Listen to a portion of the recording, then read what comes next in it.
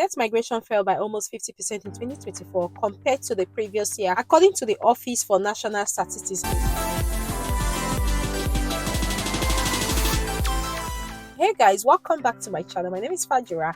If you're seeing this beautiful face for the very first time, I'm so happy to have you in our beautiful family. For my returning subscribers, thank you for always coming back to watch my videos. I really do appreciate. And if you're new to this channel, I create content on UK immigration updates, jobs with visa sponsorship in the UK, like everything you can think about the UK. So if you're yet to subscribe to join our beautiful family, please do hit on that subscribe button, turn on the notification bell, so each time I upload a new video, you'll be the very first person to see that video. And also do like and share this video with your friends and loved ones. This is another immigration updates regarding the net migration. Like, we know that the UK government is seriously talking about this net migration, and I would always say on this platform that this has been something I have heard in this country for over 13 years, and it's still a big problem in the UK. And now a lot of immigrants are feeling like they don't belong here because of the new rules and the way the UK government is going about this. And just to let you know that irrespective of how they go about it,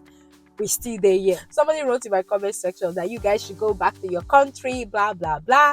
The truth is, if we all have to go back to our country, who's going to pay your bills? Who's going to do the job? The immigrants are actually doing a lot in the UK. I would always say that it's good for them to look at those who are coming to the UK with knives and guns, and not people who are actually paying for their visas and everything just to stay in this country. And before you even get to a point of applying for your indefinite leave to remain, you are looking at what you have spent in this application. You're looking at what you have spent in NHS, which is your IHS fee. You're looking at a lot of things. At the end of the day, if you have not spent, you have not spent. You spend almost 15 grand. If you have a family, times the number of people you have in your family. So you guys should just stop giving those comments, because that's not going to change anything. As you can see on my screen, this was just published recently. New estimates showed 431,000 more people arrived in the UK than left over the 12-month period, compared to 860,000 a year earlier. The largest numerical drop on record.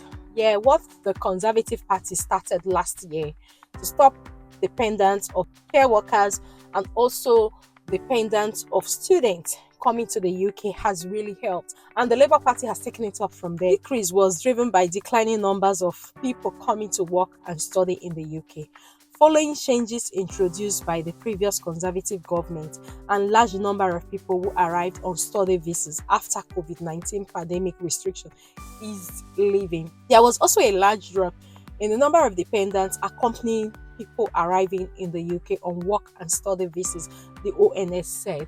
Like I earlier mentioned, that the changes that was made last year, one for care worker was implemented on the 11th of March last year, which was 2024. Those who are still waiting to hear if the UK government has actually fixed a date that the care workers from overseas can no longer apply for a UK visa. No date has been fixed, and once a date is fixed, I will definitely film a video on that. The large drop in the number of students bringing family members to the UK was a key objective of James Cleverly, the last Tory Home Secretary, like we all know. At the same time, the end of global travel restriction caused by the pandemic meant people who delayed their intention to move away finally went through with their plans. That group included people who came to the UK to study and have now left. Like, a lot of people came to the UK to study and they actually went back to their country. Harry said he was very proud to have played a part in reducing net migration, which is true. Like I said, that this started with the Conservative Party. Talking to BBC Radio 4's World at one program, he said it was something he worked on with the full support of the Prime Minister Rishi Sunak. It was roundly criticized by the Labour Party at the time, who are now trying to take credit for the work that I and other conservatives did when in government.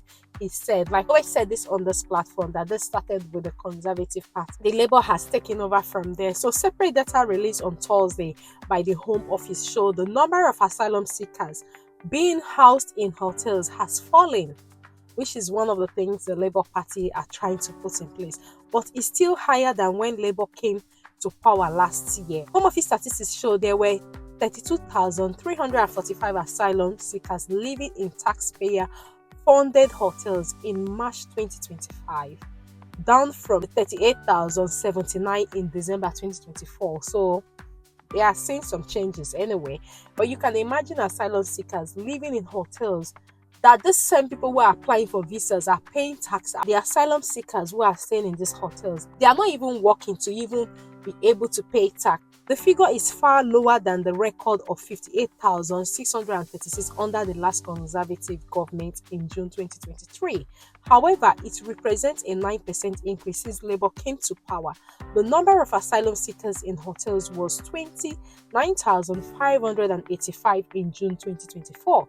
Detailed figures show the Home Office has begun to speed up processing asylum claims, including from people on small boats. This means that regardless of how many arrive every day, more people are either being allowed to stay as genuine refugees and therefore pay their own way through work, or told they will be removed. Ministers hope that speeding up, coupled with the involving measures to combat cross-channel boats, will ultimately slash the numbers in the hotels.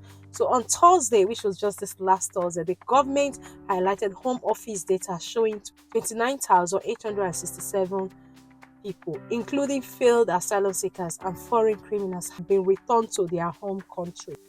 Home Secretary Yvette Cooper said there had been a 300,000 drop in the net migration since the election last year, and promised the government would further reduce net migration by implementing its measures set out in the Immigration White Paper last week. Now, these figures show a big increase in returns of failed asylum seekers and foreign nationals offenders, record levels of illegal working penalties, and the asylum backlog and hotel use coming down, she said. So, from what you can see, that they're actually trying their best to make sure that they cut net migration. But another thing that was not really in the picture was the asylum seekers. Let's take this one, just as you can see.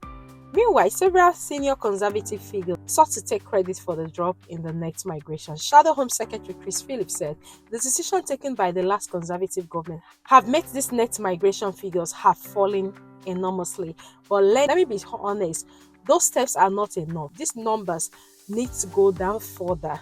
Tory leader Kemi Badnoch wrote on social media that numbers are still too high.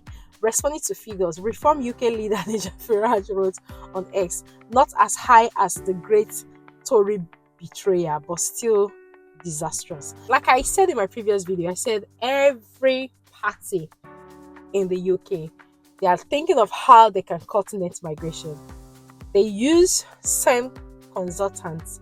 They have same figures they are working on. So don't be deceived by what you see, like this party are not interested, it's just this party. No, they are all interested in cutting net migration.